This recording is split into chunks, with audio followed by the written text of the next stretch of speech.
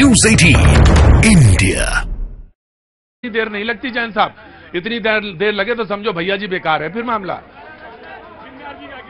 जूना अखाड़े का मामला, जूना वो वहां का गढ़ का मामला है जी। मैं चाहता हूं कि देखिए जैन कम्युनिटी जबरदस्त कंट्रीब्यूट करती है सोसाइटी में, और मैं तो कई मामलों में उनसे बहुत कुछ सीखता हूं, जैन कम्युनिटी से बहुत कुछ सीखता हूं।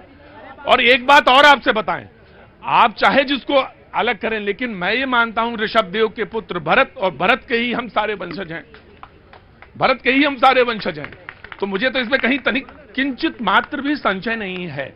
लेकिन ठीक है, आपका एक अलग वो है, मकाम है, एक दर्जा है, और मैं चाहता हूं कि म्यूचुअली वो अंडरस्टैंडिंग होनी चाहिए, और हम इतना कर सकते हैं। हम इतना सनातन के साथ बात है, वही की शाखा है, वो अलग थोड़ी ना है, तो हम उनसे बातचीत कर सकते हैं और बहुत आराम से बात हो सकती है जैन से। जी मैं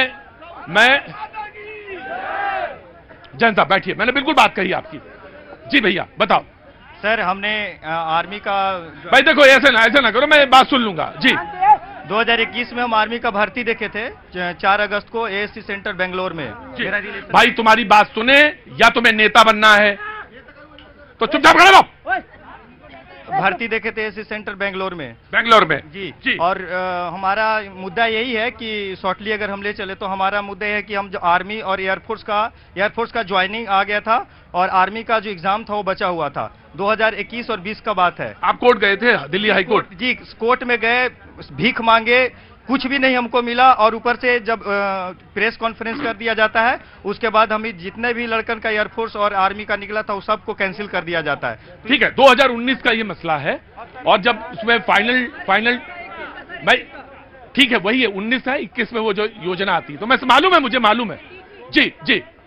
एक चीज बताएं, बाय द वे ये है कि जो बीजेपी की जो प्रवक्ता है यहाँ पे मौजूद हैं, वो वकील भी हैं। भाई एक देखो, तुम्हें अगर चुनाव लड़ना है तो तुम बेकार, तुम्हारी एज तो वैसे ही निकल चुकी है, अब तुम चुपचाप खड़े रहो बेकार में। अब बात कर रहे हैं, जो युवा लोग हैं उनकी बात करने दोगे या नहीं?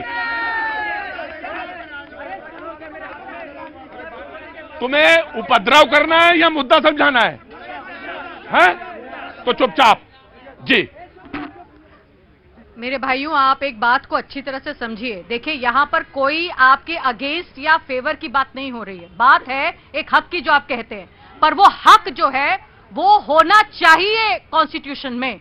आपका क्या हुआ है कि हाई कोर्ट के अंदर, सुनिए वो तुझे भाषण नहीं हो रहा, बात सुनिए, समझ, अभी लड़ाई लंबी है। आप लोग लड़ रहे थे, हाई कोर्ट आप लोग गए हैं, आपको इस बात के बारे में अच्छी तरह से जानकारी है कि हाई कोर्ट ने खारिज कर दिया था, और हाई कोर्ट ने खारिज कर दिया, आप लोग उसके बाद सुप्रीम कोर्ट भी गए हैं। तो कॉन्स्टिट्यूशनल लड़ाई के अंदर ये बात आप अच्छी तरह से जानते हैं कि उन्होंने ये कहा है, कोर्ट ने, कि ये एक आर्मी फोर्स के लिए, उनके लिए एक रिक्रूटमेंट थी, ये आपके लिए जॉब नहीं थी, ये पब्लिक इंटरेस्ट और नेशनल इंटरेस्ट के लिए ये दिया गया था।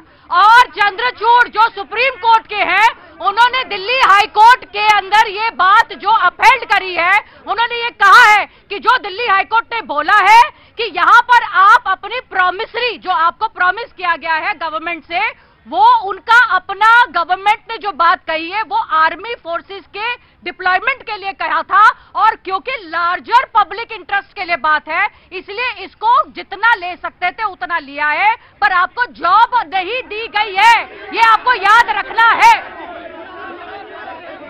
मैं पूछूंगा आराम से जी। कहां से आना हुआ?